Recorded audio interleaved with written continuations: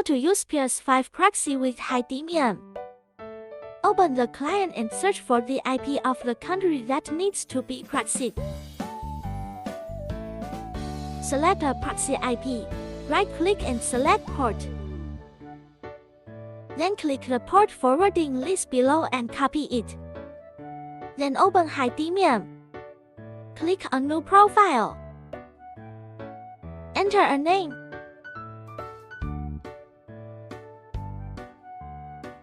Enter the URL to open.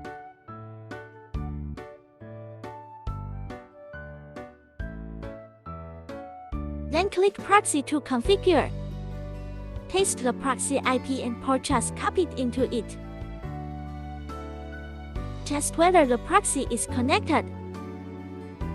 Now the proxy IP is connected successfully.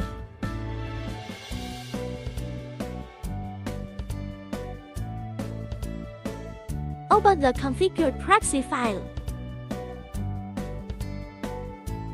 The current IP address has been changed.